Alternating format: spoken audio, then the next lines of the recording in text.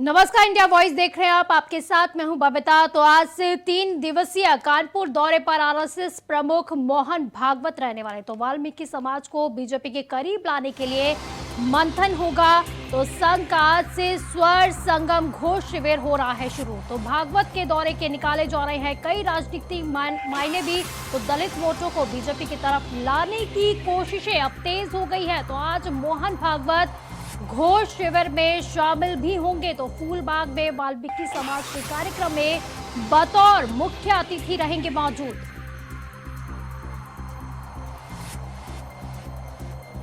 तो आगामी चुनावों को लेकर अभी से रणनीतियां तैयार की जा रही है। तो आज से 3 दिवसीय कानपुर दौरे पर आरएसएस प्रमुख मोहन भागवत भी रहने वाले हैं। तो वाल्मीकि समाज को बीजेपी के करीब लाने के लिए मंथन किया जाएगा। संघ का आज से स्वर संगम घोष शिविर शुरू हो रहा है। तो इसी के तहत भागवत के दौरे के कई अब राजनीतिक मायने भी निकाले जा रहे हैं। तो दलित वोटों को बीजेपी की तरफ लाने की कोशिशें अब तेज हो गई है। तो आज मोहन भागवत घोष शिविर में शामिल होने वाले हैं। तो कार्यक्रम को लेकर कई तैयारियां भी देखी जा रही है। तो फूलबाग में वाल्मीकि समाज के कार्यक्रम में बतौर मुख्य अतिथि के रूप में वो मौजूद रहेंगे।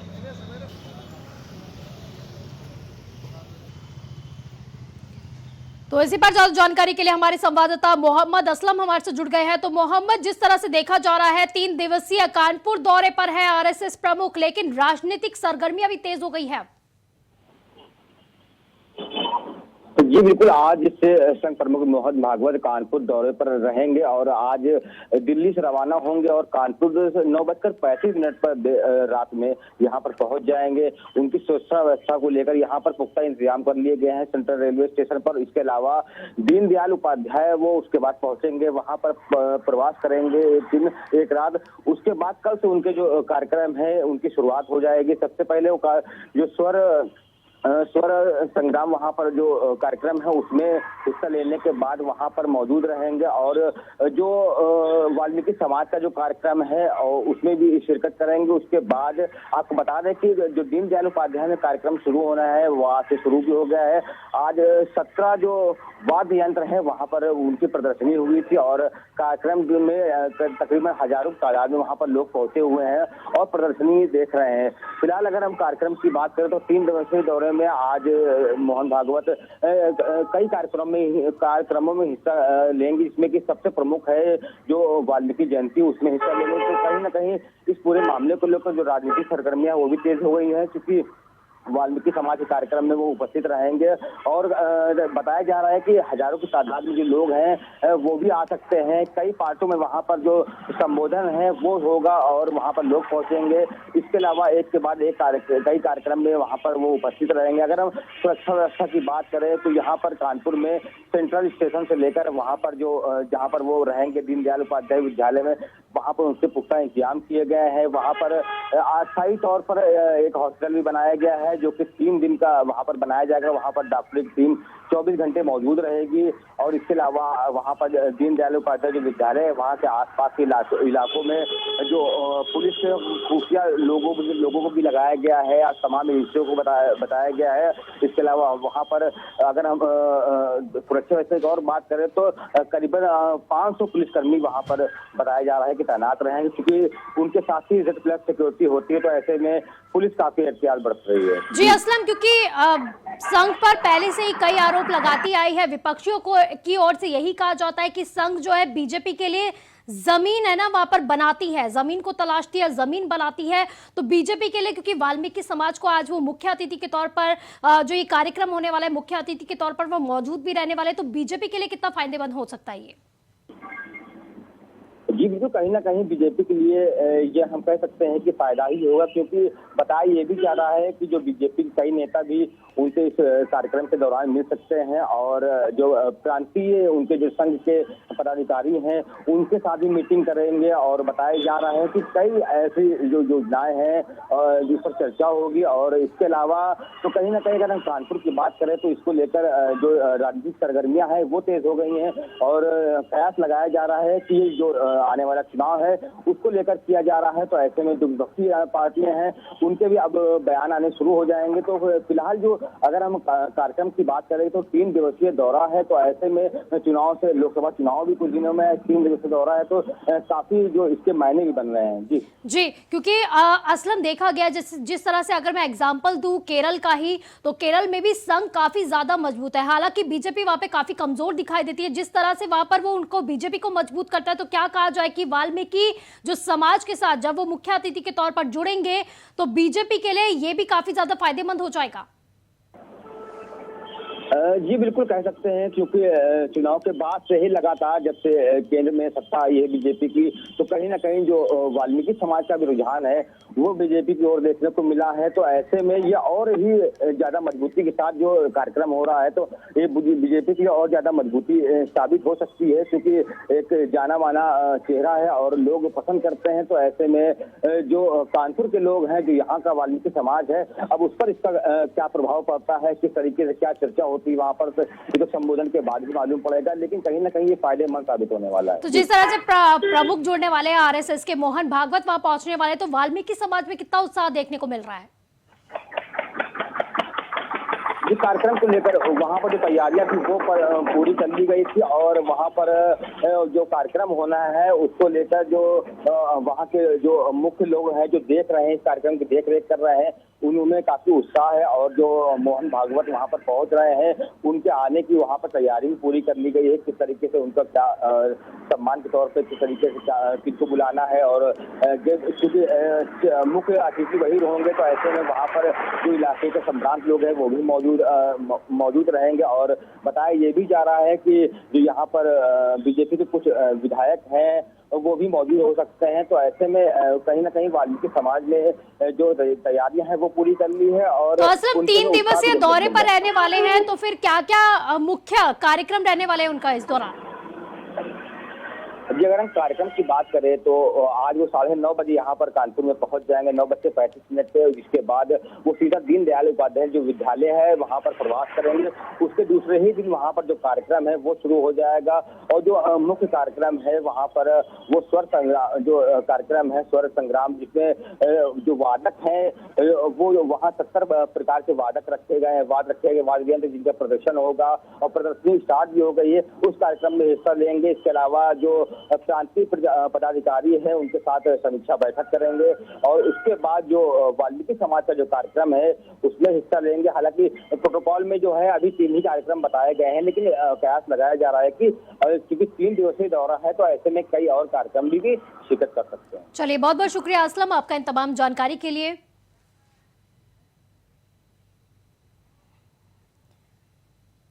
वही लखनऊ से आपको इस वक्त की बड़ी खबर बता रहे हैं। बीजेपी निकाय चुनाव को लेकर बड़ी बैठक की जा रही है। तो बीजेपी निकाय चुनाव को लेकर बड़ी बैठक कर रही है। तो बैठक में चुनाव में प्रत्याशी चयन, चुनाव प्रबंधन पर भी चर्चा हो सकती है। तो बूथ प्रबंधन, चुनावी रैली और चुनावी मुद्दों पर भी मंथन किया जाएगा।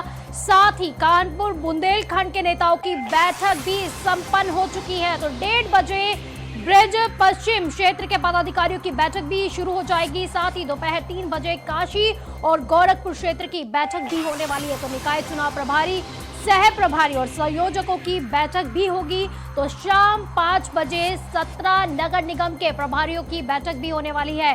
सह प्रभारी और चुनाव संयोजकों की आज बैठक होगी। साथ ही बीजेपी ने अपनी टीम को 6 क्षेत्रों में बांट दिया है। तो केशव प्रसाद मौर्य को वाराणसी नगर निगम की जिम्मेदारी सौंप दी गई है। तो वहीं डिप्टी सीएम ब्रजेश पाठक को आगरा नगर निगम की जिम्मेदारी सौंपी गई है। वहीं असीम अरुण को सहारनपुर नगर निगम का जिम्मा सौंप दिया गया है। तो निकाय चुनावों को लेकर बीजेपी की तैयारियां तेज हो गई है। तो बैठकों का दौर भी जारी है। तो वहीं केशव प्रसाद मौर्य को वाराणसी नगर निगम की जिम्मेदारी सौंप दी गई है। वहीं अगर ब्रजेश पाठक की बात की जाए तो उन्हें भी जिम्मेदारी सौंपी गई है। तो मिशन निरामया का सीएम योगी आदित्यनाथ ने शुभारंभ किया है। तो SGBTI कन्वेंशन सेंटर में अभियान की शुरुआत कर दी गई है। तो नर्सिंग, पैरामेडिकल से छात्रों को इससे लाभ दिलाया जाएगा। तो साथ ही नर्सिंग क्षेत्र में लड़कियों ने अच्छा काम किया है। सीएम योगी आदित्यनाथ ने कहा कि नर्सिंग क्षेत्र में लड़कियों का प्रदर्शन काफी अच्छा था, अच्छा काम किया गया है उनके द्वारा। तो कोरोना काल में बेहतर काम किया गया है। तो गांव-गांव जाकर स्क्रीनिंग करती थी लड़कियां। तो सीएम योगी आदित्यनाथ ने तारीफ की है। तो कार्यक्रम में डिप्टी सीएम ब्रजेश पाठक भी मौजूद रहे। वहीं स्वास्थ्य मंत्री मयंकेश्वर शरण सिंह भी कार्यक्रम में मौजूद रहे। तो मयंकेश्वर शरण सिंह भी इस कार्यक्रम में मौजूद रहे। तो इसी पर ज्यादा जानकारी के लिए हमारे संवाददाता अखंड प्रताप सिंह हमारे साथ जुड़ गए हैं। तो अखंड, मिशन निरामया का शुरुआत हो गया है, तो शुभारंभ कर दिया गया है। यह तो अक्षर वर्णमाला में असली जो शब्द क्या है, अखंड, आप हमें सुन पा रहे हैं? तो मिशन निरामया का सीएम योगी आदित्यनाथ ने शुभारंभ कर दिया है। तो एसजीपीजीआई कन्वेंशन सेंटर पे अभियान की शुरुआत कर दी गई है। तो मिशन निरामया का सीएम योगी आदित्यनाथ ने शुभारंभ कर दिया है। तो एसजीपीजीआई कन्वेंशन सेंटर में अभियान की शुरुआत कर दी गई है। तो बताया जा रहा है नर्सिंग और पैरामेडिकल की जो छात्राएं हैं उससे इनको काफी ज्यादा फायदा होगा। तो नर्सिंग क्षेत्र में लड़कियों ने अच्छा जो है काम किया है। सीएम योगी आदित्यनाथ ने तारीफ की है और कहा है कि कोरोना काल में बेहतर काम किया गया है। सीएम योगी ने कहा। तो मिशन निरामया का सीएम योगी आदित्यनाथ ने शुभारंभ कर दिया है। तो वहीं एसजीपीजीआई कन्वेंशन सेंटर में अभियान की शुरुआत हो चुकी है। कार्यक्रम में डिप्टी सीएम ब्रजेश पाठक भी मौजूद रहे। वहीं स्वास्थ्य मंत्री मयंकेश्वर शरण सिंह भी कार्यक्रम में मौजूद। तो मिशन निरामया का सीएम योगी आदित्यनाथ ने शुभारंभ कर दिया है। तो एसजीपीजीआई कन्वेंशन सेंटर के अभियान की शुरुआत हो चुकी है। तो वहीं कहा जा रहा है कि जो पैरामेडिकल जो छात्राएं हैं और साथ ही नर्सिंग की जो छात्राएं हैं उनको काफी ज्यादा ये फायदा पहुंचाएगी। इसी पर ज्यादा जानकारी के लिए हमारे संवाददाता अखंड प्रताप सिंह हमारे से जुड़ गए हैं। अखंड, मिशन निरामया का शुभारंभ हो चुका है। बिल्कुल, मिशन निरामया का शुभारंभ हो चुका है और ये मुख्यमंत्री योगी आदित्यनाथ के कन्वेंशन सेंटर में मौजूद है, जहाँ पे मयंकेश्वर शरण सिंह जो राज्य मंत्री हैं चिकित्सा शिक्षा के, वो भी उसमें मौजूद है। और ये जो पूरा जो कार्यक्रम था आज मुख्यमंत्री का, 3 कार्यक्रम उनमें से 3 कार्यक्रमों में से ये सबसे अहम कार्यक्रम माना जा रहा था। तो पीजीआई में जो एनहेंसमेंट है, जो स्वास्थ्य सुविधाओं का जो उच्चीकरण किया जा रहा है या स्वास्थ्य सुविधाएं जो मुहैया कराई जा रही हैं, उनके तहत ही ये सारी योजनाएं चलाई जा रही हैं। तो मिशन निरामया जो है उसका शुभारंभ किया गया है मुख्यमंत्री योगी आदित्यनाथ की। तो अखंड, क्या कहा जाए, मिशन निरामया का मेन लक्ष्य क्या होने वाला है? देखिए, लोगों को निरामया का मतलब ही होता है निरोगी होना या रोग मुक्ति देना। तो इस रोग मुक्ति अभियान है, तमाम उसमें बीमारियां हैं जिनके इलाज की व्यवस्था की जा रही है और इन तमाम हॉस्पिटल्स में इसको लेके एक योजना चलाई जा रही है।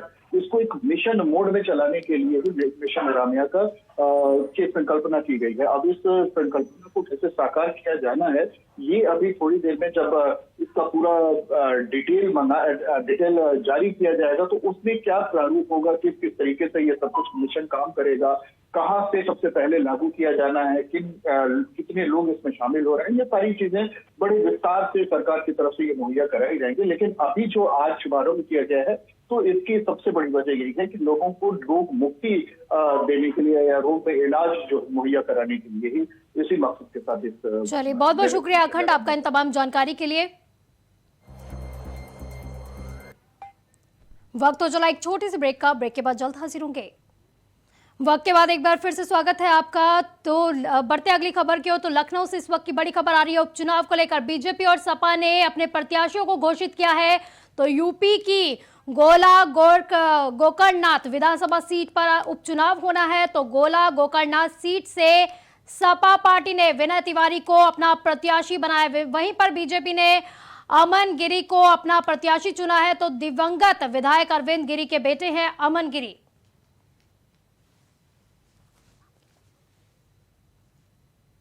तो लखनऊ से इस वक्त की बड़ी खबर आपको बता रहे हैं। उपचुनाव को लेकर बीजेपी और सपा ने अपने प्रत्याशियों का नाम घोषित कर दिया है।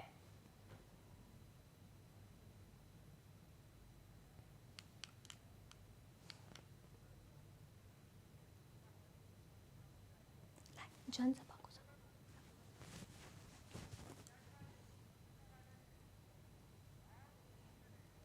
तो सीधे ले चलते हैं आपको गुवाहाटी में, जहां पर गृह मंत्री अमित शाह जनसभा को संबोधित कर रहे हैं। करने का काम किया और मोदी जी स्वयं आसाम के अंदर, नॉर्थ ईस्ट के अंदर एकमात्र प्रधानमंत्री ऐसे है जो प्रधानमंत्री रहने के बाद 40 बार से ज्यादा बार नॉर्थ ईस्ट का मुकाम किए हैं। मित्रों, हर 15 दिन में एक मंत्री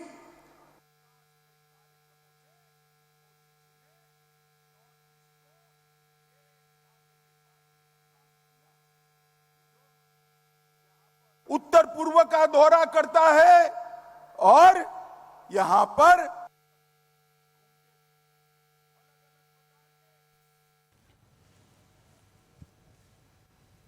विकास के कार्यक्रमों से मोदी जी ने नॉर्थ ईस्ट को एक धागे में बांधने का काम किया है। मित्रों, यहां पर हजारों युवा हाथ में हथियार लेकर घूमते थे। अलग अलग प्रकार के आंदोलन होते थे, बंद होते थे और इसके कारण नॉर्थ ईस्ट का विकास नहीं होता। मोदी जी ने उनके नेतृत्व में बोडोलैंड का समझौता हुआ, कार्बी आंगलॉन्ग का समझौता हुआ, 5 आदिवासी ग्रुपों का समझौता हुआ, त्रिपुरा का समझौता हुआ, ब्रू समस्या का समाधान हुआ, सीमाओं का विवाद भी सुलझाने का काम आगे बढ़ा। तो गुरुग्राम से इस वक्त की बड़ी खबर आपको बता रहे हैं। मुलायम सिंह यादव की सेहत को लेकर राहत की खबर सामने आई है। तो पिछले 2 दिनों से उनकी हालत काफी स्थिर बनी हुई है। तो पहले ऑक्सीजन लेवल में गिरावट देखने को मिल रही थी, अब पिछले 2 दिनों से उस पर नियंत्रण पाया गया है। तो आईसीयू में वेंटिलेटर सपोर्ट पर रखे गए हैं नेताजी। तो राम गोपाल यादव मेदांता अस्पताल में अभी भी मौजूद हैं। तो नेताजी के स्वास्थ्य की लगातार कामनाएं की जा रही थी, हवन पूजन किया जा रहा था, साथ ही दुआओं का दौर भी जारी था। तो वहीं अब बड़ी खबर आ रही है, काफी राहत भरी खबर आ रही है गुरुग्राम से। तो मुलायम सिंह की सेहत को लेकर राहत भरी खबर है। तो पिछले 2 दिनों से उनकी हालत काफी स्थिर बनी हुई है। तो पहले ऑक्सीजन लेवल में गिरावट को देखने को मिल रही थी, तो अब पिछले 2 दिनों से उस पर नियंत्रण पाया गया है। तो आईसीयू में वेंटिलेटर सपोर्ट पर रखे गए हैं नेताजी। तो राम गोपाल यादव मेदांता अस्पताल में अभी भी मौजूद।